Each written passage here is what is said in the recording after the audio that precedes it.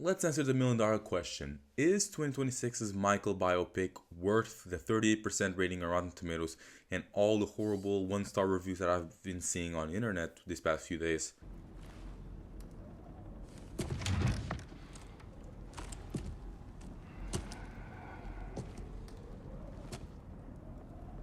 No.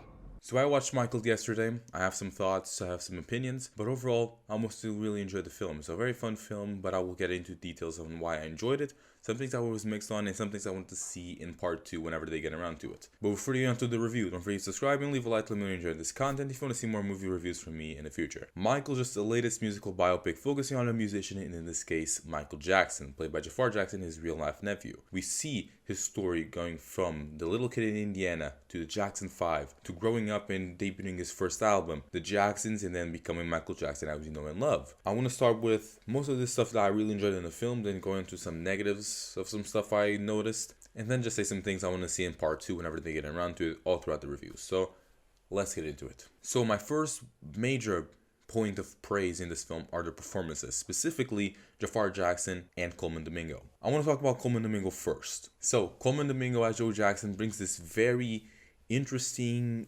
and intimidating and menacing vibe to every scene he's in. And the first comparison I was thinking of in the theater when I was watching the film yesterday was Tywin Lannister from Game of Thrones. Both played by really great actors who both have the voice for it, the body language for it, and just steal every scene that they're in. Great performances all around. And this came from even the first time we see Joe Jackson in the film. Through his acting, you can just see the immense pressure and abuse that he put his sons through, for them to become who they eventually became, especially Michael.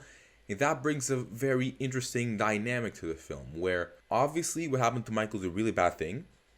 No one's gonna deny that. He was mentally and physically abused by his father, which is something I was actually very surprised to see in the film, his physical abuse.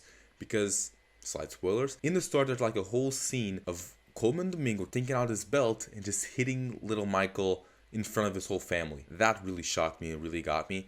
But the very interesting dynamic that it puts through is that by the end you see that and then think that Michael Jackson wouldn't be the Michael Jackson that we know if he didn't go through all that as a kid, which is a very conflicting thought. And not just in the start, throughout the film as we get older and follow the kids growing up, you just see how manipulative and how controlling he is of his kids. His opinion and his thoughts on everything has to be the objective truth. Michael cannot have his own thought. This very manipulative, controlling, and aggressive person. Yeah, that was a really great performance. But then, the main star of the movie, Jafar Jackson as Michael Jackson. I gotta say, he brought Michael to life in a plethora of ways. First of all, his voice. We saw it in the trailers, we saw it in the clips. He had the voice nailed down to a notch in every scene he was in. Not even just regular dialogue, but also in the singing, which is I was very impressed to see. I heard in an interview, I think from Jafar himself, that the singing voice in the film is like a mix of Jafar's and Michael's, just Frankenstein together. But every once in a while, in every musical number, basically, you can notice when it was Jafar singing, and I think he did a really great job. So it's really cool to see Jafar sing those songs in the movie and also the musical numbers that came with it, especially the choreography, which I was also very impressed to see as to how Jafar nailed every one of these moves down to perfection. In most of the music sequences, these sequences were almost identical to the actual thing, especially the Thriller one. It will shock you how identical they shot it. They got people to dance with it. And yeah, talk about the music numbers. Thriller, Human Nature, and Bad were my favorite musical numbers for the movie. I wanted to see more musical numbers. We saw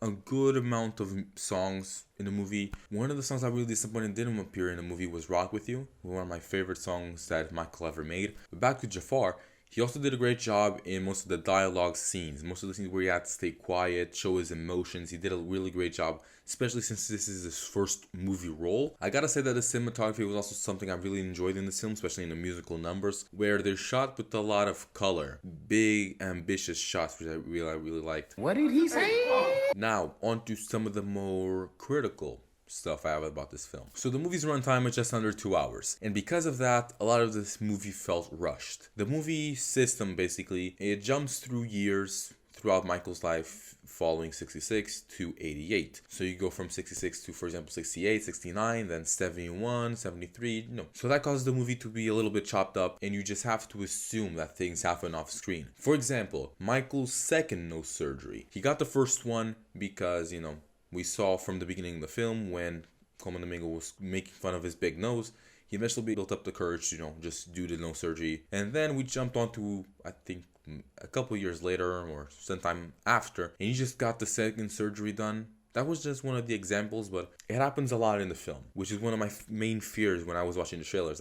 Sometimes it would be feeling a little rushed because biopics are a genre that I think can work, but you have to give the right runtime and get everything done well for it to tell basically the whole story. But I know that they had to rewrite the full third act, so I won't give him much crap. In the third act, the last sort of time jump was 5 years, if I'm not mistaken. That's a long time. But yeah, that's just one of the examples. The movie jumps a lot, and then you just left to pick up the pieces and put the pieces together. So that was one of my main critiques with the film. Once again, I'm a little bit annoyed that they didn't show more of Michael's songs in the movie. If the sequel does get made, it's set to be in early development, so going to be coming out in the next couple of years early. I hope that throughout, Michael's second half of his life, we see a lot more songs where they expand more, maybe make the movie a little bit longer, just to have more of those musical numbers that were solely missing in this first film. If I was going to tell one, we're going to be Remember the Time. That's one of my favorite songs as well. So if that part 2 gets made,